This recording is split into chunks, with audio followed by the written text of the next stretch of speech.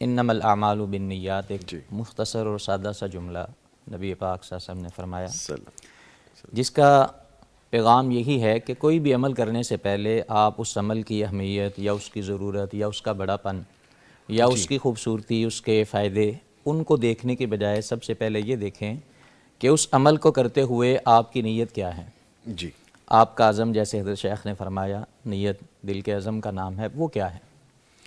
اگر وہ صرف اللہ رب العزت کی رضا کا حصول ہے تو عمل کے اندر نکھار اور عمل کے اندر قبولیت اپنے آپ آ جائے گی۔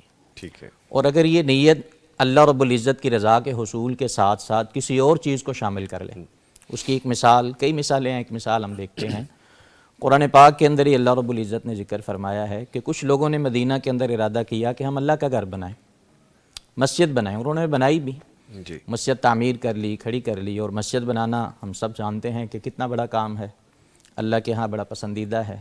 انہوں نے کیا، بنایا، اس کو مکمل کر لیا، رسول اللہ صلی اللہ علیہ وسلم سے وقت لے لیا کہ اللہ کے رسول صلی اللہ علیہ وسلم آپ آئیے، اس مسجد کا آغاز کیجئے، افتتاح کیجئے۔ آپ نے وعدہ کر لیا، لیکن آپ نے غزوہ تبوک پہ جانا تھا، جی، لیکن رستے میں اللہ رب العزت نے آسمان سے وحی نازل فرمائی، لا تقم فیہ ابدا، اے پیغمبر صلی اللہ علیہ وسلم، آپ نے ایک لمحے کے لیے بھی اس مسجد میں جو بظاہر مسجد بنی ہے جا کے کھڑے نہیں ہونا۔ اب اس پہ پیسہ بھی لگا ہے، وقت بھی لگا ہے، اور بنی بھی مسجد ہے، نام بھی اللہ، گھر بھی اللہ کا، لیکن فرمایا ایک لمحے کے لیے بھی نہیں جانا۔ کیوں؟ لمسجد اسس علی التقوی من اول یوم، جس مسجد کو بناتے وقت بنیاد اور اس کی نیت کے اندر خالصتاً رضا اللہ کی شامل ہوگی، وہ بنی ہوئی مسجد، وہ عمارت اللہ کا گھر ٹھہرائے گی، کہلائے گی۔ بے شک بظاہر وہ بنی ہوئی عمارت اللہ کا گھر کہلائی جاتی ہو، لیکن نیت میں اخلاص نہیں۔ ان کی نیت کے اندر کیا تھا، وہ قرآن میں اللہ نے ذکر کیا۔ ابھی عملی طور پہ کچھ بھی شروع نہیں ہوا تھا، اگر عمل دیکھنا تھا تو وہاں اذان نہیں ہونی تھی، وہاں نماز ہی ہونی تھی، وہاں عبادات ہی ہونی تھی۔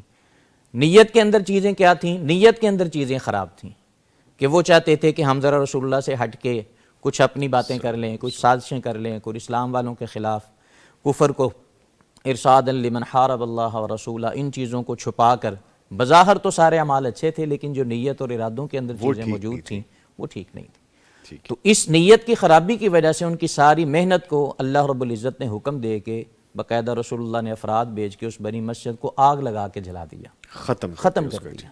تو اس لیے ہمیں کوئی بھی عمل کرتے وقت رسول اللہ کا پیغام یہ ہے کہ ہم سب سے پہلے اپنے دل کو ٹٹولیں کہ اس دل میں صرف اللہ کی رضا کا جذبہ اور صرف اللہ رب العزت کی ذات کو راضی کرنے اور اس کی ہی احکامات کے مطابق چلنے کا احساس ہے، تو پھر یہ عمل ہمارے لیے فائدہ مند ہوگا، خالصتاً اس کے لیے، خالصتاً اس کے لیے۔ ٹھیک ہے۔ اب سوال یہ پیدا ہوتا ہے کہ ہمیں کیسے پتہ چلے گا کہ ہماری نیت ٹھیک ہے؟ ٹھیک ہے، اس کے لیے کیا کوئی ایسا ترازو ہے کہ میں اپنے آپ کو دیکھ سکوں کہ میں نے جو عمل کیا ہے اس میں میری نیت کیا ہے؟ تو سورۃ دہر میں ہمیں جو نظر آتا ہے، اللہ رب العزت اپنے بندوں میں سے کچھ بندوں کا تذکرہ کرتے ہیں، وَيُطْعِمُونَ الطَّعَامَ عَلَىٰ حُبِّهِ، وہ کھانا کھلاتے ہیں میری محبت میں، مسکیناً و یتیماً و اسیرا، علی ھذا القیاس کسی کو بھی یتیم ہے، مسکین ہے، قیدی ہے، اور کھلانے کے بعد کیا کہتے ہیں؟